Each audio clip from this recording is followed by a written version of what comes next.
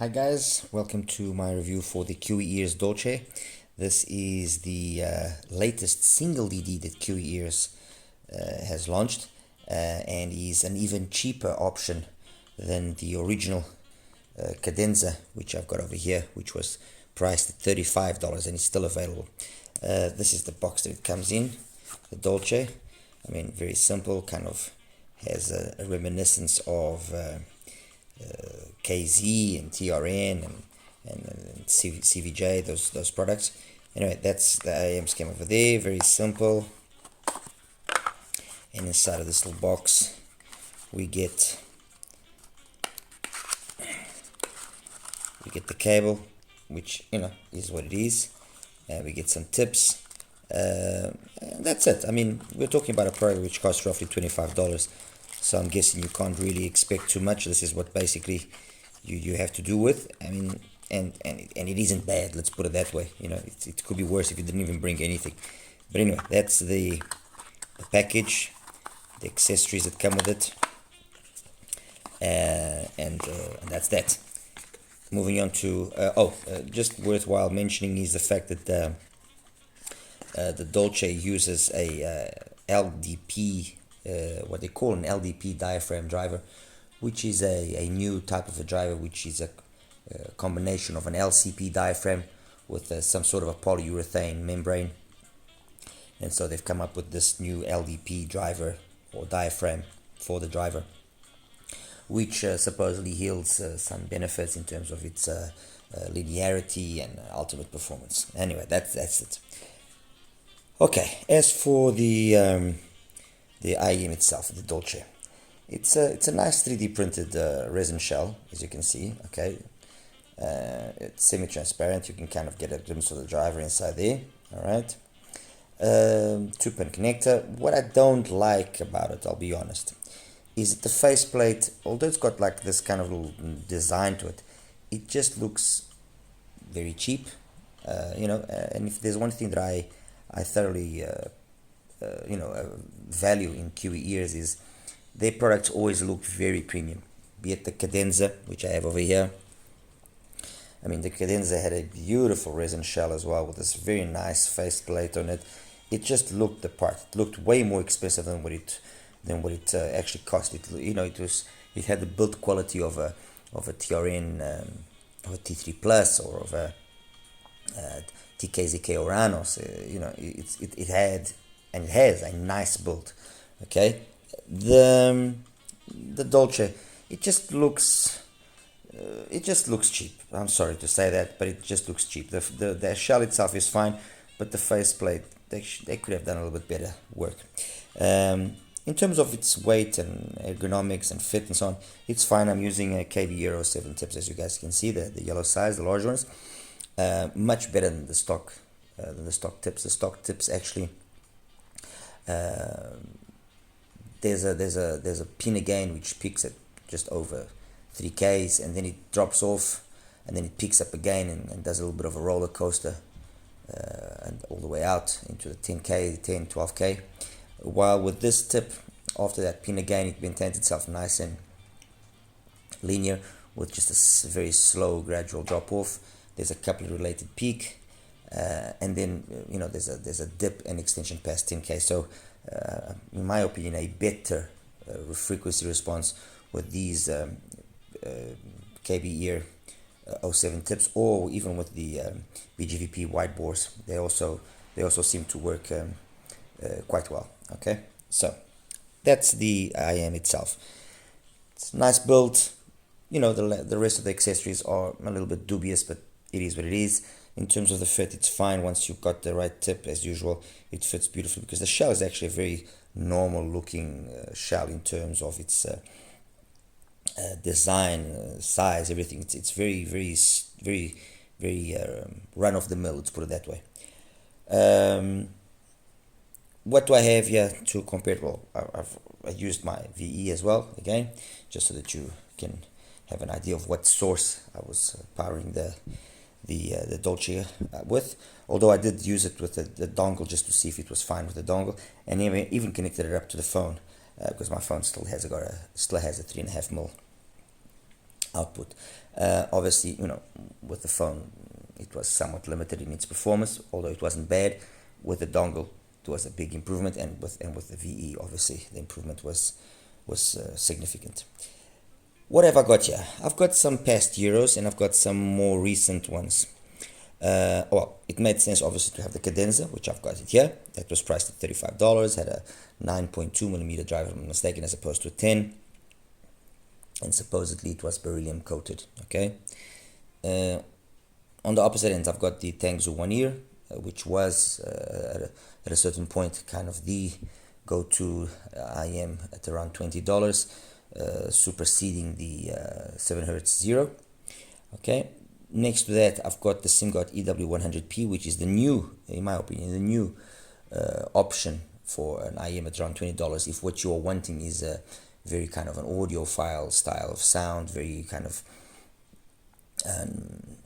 not heavily V shaped in its signature, and having really nice mature type of a tuning. Okay. And next to that, I've got the KZDFI, the non-switched version, okay, the one that has the no switches. Why this one? Because I feel that this one is superior to the switched version, okay, because ultimately, let's face it, once you select the switch position, you probably won't be touching it, okay. I could have also added the ZVX to this equation, but I thought I'd just leave this one because this is it's like a ZVX. It's as good as a ZVX, if not even perhaps even better, because of the way it's so linear in its response. What then can I briefly say about the sound of the Dolce? Well, let's be frank. The Dolce has a signature which is kind of similar to the signature that you get in all of these IEMs. Okay. The biggest difference is that it's more V-shaped. It's got more mid-bass. It's the one that has the most mid-bass out of all. And it also has a higher peak in the mids and upper mids as opposed to the rest. So it's the more pronounced V of all of these. It's got a nice warm sound. It's nice and engaging. It's fun. It's reasonably detailed. The bass has got, as I mentioned, a good slam and a good accompanying speed. It doesn't lag too much. It's not a slow bass. It's got decent. Yes, being V-shaped, it does kind of have slightly recessed mids, but nothing that I personally consider to be offensive. But if I look at it directly with the SIMGOT, for example, the SIMGOT has got a better mid-range execution than the Dolce. But having said that, they are also tuned with a kind of a different idea. Although graphically they look kind of the same, they've been tuned with a slightly different idea. Mids, as I said, slightly recessed, but nothing too offensive, nothing that's out of boundaries. Female voices can be borderline on the limit of wanting to become a little bit aggressive, in my opinion, and I think that's a product of the high energy pin gain that they've given it. If it was slightly subdued, I'm sure it wouldn't be an issue. And then the highs, there's decent enough extension. I mean, there's a nice amount of detail, although the treble is not the cleanest of trebles, but it's decent enough. Compare then to what I have here, and I'll get to the technicalities after that. Compared to the 1 year, it's a superior IEM. It's got a timbre and a tonality which is way more rich, way more warm, and it just makes for a more pleasant sound. By comparison, the 1 year sounds cold. It sounds almost tinny, and you listen to certain songs like La Belle Dame Sans Remorse, the Chris Botti, or you listen to Analog from Soul Persona, and you straight away can see that there's a big difference in the way that things are just conveyed. The Dolce does it in a very nice, warm manner, which is very captivating, especially La Belle Dame Sans Remorse. While the 1 year can sound a little bit cold. That's not to say that the 1 year is a bad IEM. No, it isn't. It was a good IEM, and it still is a good IEM, and I'm sure there will still be people that will appreciate it, perhaps even over the Dolce. But if I was given the option to have to choose, I would choose the Dolce, to be honest with you. Okay, so that's the Dolce out of the way. Compared to the Cadenza, what can I say? For me, they are side grades. The Cadenza, ultimately, in my opinion, has got a little bit more polish, and the bass sounds just a little bit more rich. Everything also comes across as being a little bit less V-shaped, and thus a better balance, a better coherence between the whole frequency. While you have the mid-range here on the Dolce being about 3 dBs higher than what the bass is, over there they balanced out. So you have a more coherent kind of response, which leaves us then with the SIMGOT EW100 and with the KZ. The sound of the Dolce is more along the lines of the KZ than along the lines of the SIMGOT. The SIMGOT is very detailed, very clean, but it doesn't have the ultimate bass grunt that the Dolce has. But what it does have is a very clean, very high quality bass that is never excessively clinical, and it does convey a nice sense of warmth and a nice sense of timbre and tonality, making things engaging. I would say that ultimately the EW 100p is more of a side grade than necessarily an upgrade, because the tuning idea was different from the get-go. Finally, compared with the KZ, they have a lot of similarities. I mean, again, this isn't really one is better than the other. They have a lot of similarities. A little bit more extension here on the treble in the Dolce as compared to the KZ, but the difference is minimal. The KZ does have a more weighty bass, although that doesn't mean that it loses in its quality or anything of the sort, or becomes muddy or anything, or speed, it loses speed, texture. No. The KZ, the DFI non-switch version, has got a very well done tuning, in my opinion. Okay, technically, the Dolce, it's got decent detailed retrieval. It's not bad. It's got decent detailed retrieval. As I mentioned, the timbre and the tonality is fine. The soundstage could be a little bit wider, but we're talking $25, so let's not be too demanding. The soundstage could be a little bit wider, but it's what I said. Imaging as well, the same thing. It can pinpoint stuff pretty easily, although if it gets into a complicated passage, it struggles a little bit more. Something like, for example, let me see, unconditional, you notice that. Or if I'm talking about, let me see another one here, Little Fugue in G minor from Jacques Lesoir, also you notice that it gets a little bit more out of breath, let's put it that way. Again, I don't really consider this to be a definite winner between the two of them. It's more of a side grade. Answering the question of does it make sense to get the Dolce, doesn't it make, let's be honest, if you have the Cadenza, getting the Dolce is not going to really bring you anything new. It isn't. The same thing applies with the KZ.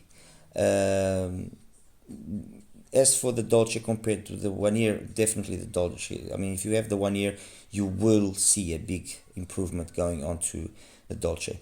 If you have the SIMGOT, again, would you see an improvement? No, not really. So, I mean, just stay put with the SIMGOT and leave it. So, yeah, out of what I have here, only one IEM really would deem itself, let's say, outdated in comparison with the Dolce, which is the 1 year. The rest, if you have them, it doesn't make sense going and spending the money and buying this. It just doesn't. So that's it, guys. I mean, it's a, we're living in a time where the majority of the IEMs are very well tuned, and they are tuned in a safe manner to be able to guarantee a sales by the manufacturer. So they're never going to be huge dramatic differences where you hear one IEM and it sounds one way, and you hear another one and it's completely different. And no, we have to call things by their name and be honest. and not constantly want to try and push sales, because not everything is worthwhile having. That's the reality. Anyway, guys, I'll show you the graph and we'll wrap it up afterwards. All right, you take care now. Bye bye. Hi guys, welcome now to the graph section for the KIWIEARS Dolce. This is the Dolce in its stock form, with the stock tip that it brings. Everything sits within a window of 77 to 90, so 13 dBs more or less. You can see that there's a definite emphasis here on the upper mids as opposed to the bass. Bass is really full. Mid bass, there's a little bit of bleed here into the mids, and then straight away the pinna gain starts pretty early, so it kind of drops and starts the pinna gain straight away. I ended up using a medium wide bore tip, which is this graph that I just overlaid now, and I did all my tests then with that tip. I just found it to be a better match. I just like the way that it actually plays with the medium wide bore. It actually also improved a little bit the 3D-ness of the Dolce, gave it a little bit more 3D-ness, although, as I mentioned, Technicalities is not exactly anything that is the strong point of this IEM. It's a fun, easy to listen to IEM, and for the price, obviously, it's got good Technicalities. But anyway, this is what I did. Okay, so that's the Dolce with the medium wide bore. The next one that I'm going to put up now, that's the Cadenza, so that we can straight away have an idea of what the older brother is like. You could, begs the question: is this a better executed bass curve? Yes, you could say so, because it glides into the mids. It's basically flat by the time it gets to the mid, so there's no bleed, and then a very nice slow progressive pinna gain, slightly below although it kind of follows the same pinna gain of the Dolce, it's slightly below the overall pinna gain of the Dolce. And then again the same thing, some nice extension past 10k for that 3D-ness, for that 3D effect.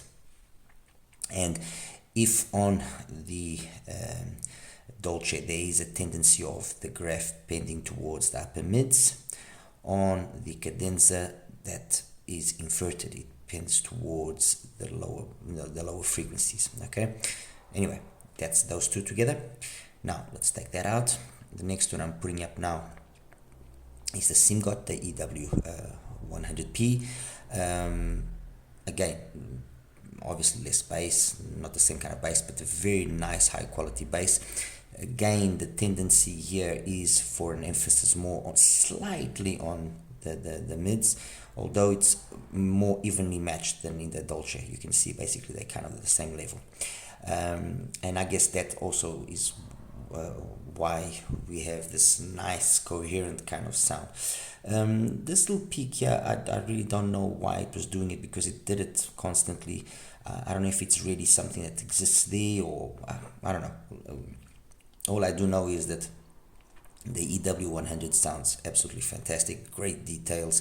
Technically, it's very, very proficient. Okay, so that's that out. Just put back on the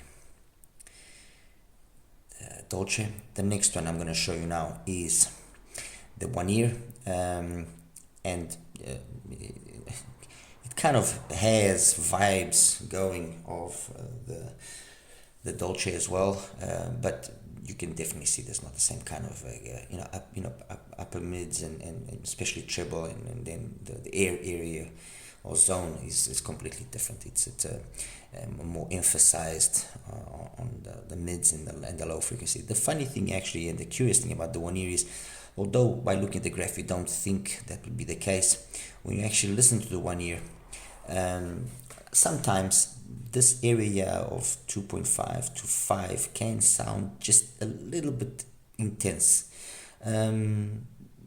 It's not dramatic or anything, but it can happen.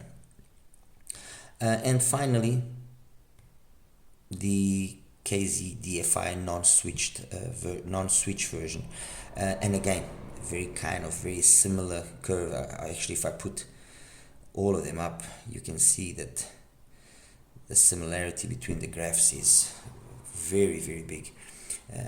Most of them, with the exception of the Dolce, have got this very similar bass curve, very well executed gliding, just a little extra mid bass here on the Dolce, and then the Dolce is also the one that has the highest, between 2.5 and 8K, it's got the highest energy level there.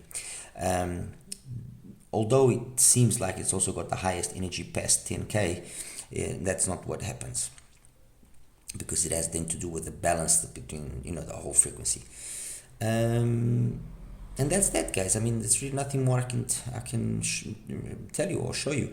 The KZ, let me just put the KZ here with the Dolce. The KZ is a really pleasant surprise. It sounds really, really nice. Honestly, it sounds really good. It only just loses to not having the same amount of air up top.